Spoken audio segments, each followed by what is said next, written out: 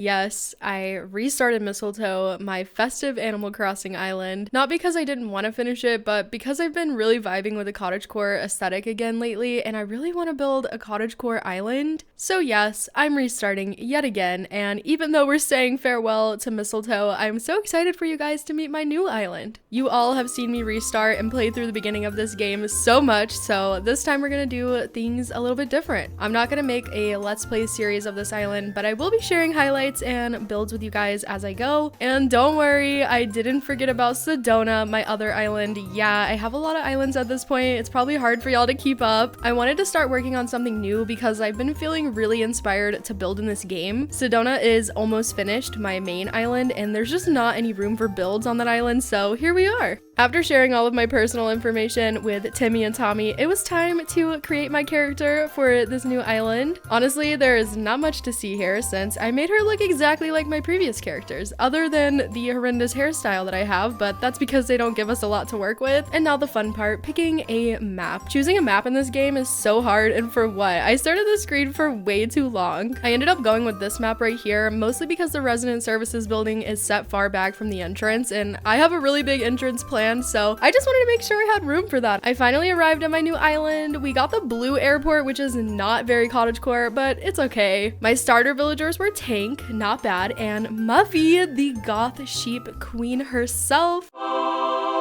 The beginnings of this game are so nostalgic and it reminds me of early 2020, which wasn't the best time, but I did spend a lot of time playing New Horizons for comfort during that time, so it's always nice to feel those feels again. You guys are probably all wondering, what is the name of this new cottagecore island? Well, the name I came up with, and get ready, I'm pretty proud of it. The name is Tanglewood. I love how Tanglewood is giving cozy, but also enchanted and magical. I use this naming method that I found on a blog called A Forest Life. It's a cute little Animal Crossing blog. I will link it down in the description for you guys. If you are clicking links in video descriptions or just using the internet often, you should probably get protected with a VPN. Thank you so much to Surfshark VPN for sponsoring today's video. Surfshark keeps your online identity safe by encrypting all of the information sent between your device and the internet. It also swaps your real location with a new one, aka changing your IP address so that you can travel virtually to any country around the globe. So next time you're clicking links on the internet, you can secure your personal information. Attackers can only see your VPN IP, keeping your true IP safe and hidden. Changing your IP location also means access to content libraries and streaming services from other countries. I like to use Surfshark to access Japan Netflix so I can watch anime shows I would otherwise not be able to watch in the US. This is my favorite part about using a VPN like Surfshark. You can get Surfshark VPN using my link down below. Enter promo code TIGER for 83% off and 3 extra months for free. Using a VPN like Surfshark will ensure privacy and protection across all devices while browsing the internet. Thank you again to Surfshark VPN for sponsoring today's video. Let's get back to it. I basically tried to speedrun to 3 stars in one evening, which did not happen thanks to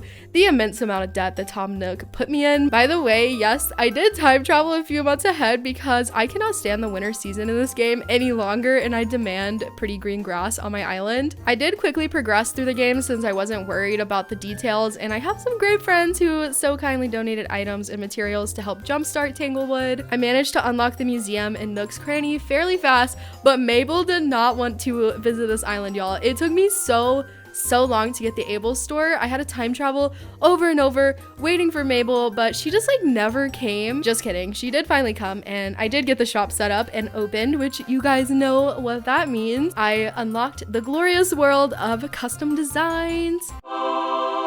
I hit up Pinterest first, which is where I find most of my custom designs. I wasn't honestly super impressed with what I found, maybe because a lot of the designs I saw were kind of outdated and I had used them before on Salt Cliff. I did manage to get around 25 designs saved to a board though, which I'll link for y'all down below. Next, I went to Twitter where I found some more designs, but honestly, it didn't deliver for me either. These are the designs that I ended up downloading for the time being, and I have created a Google Doc that you guys can access for every single design code, including the clothing designs that I've downloaded, which you guys are always asking me for, and I'm so bad about writing those down, but I saved these. I finally did. I'll keep updating the doc as I download more codes too. I love how soft and dainty these designs are. They don't really match the plaza that I said I wouldn't start decorating, but then I got carried away and now I have like a full plaza build on my island. I'll redo that later to match the theme more, and yeah, it was just kind of, you know, trying to make it cute for 3 stars. Normally I just throw a bunch of items around. This time I tried to, I don't know, do that, but also make it kind of cute. As you can see, Tanglewood still has a 2-star rating, so we haven't got terraforming yet, but we do have some villagers moving in and some construction projects in the works. Wait, I forgot to tell you guys, you will never believe who auto-filled my plots. Shino and Stitches. Like, what? Tanglewood has some really good luck so far. Well, actually, I don't know. I take that back. The first campsite villager wasn't all that great, but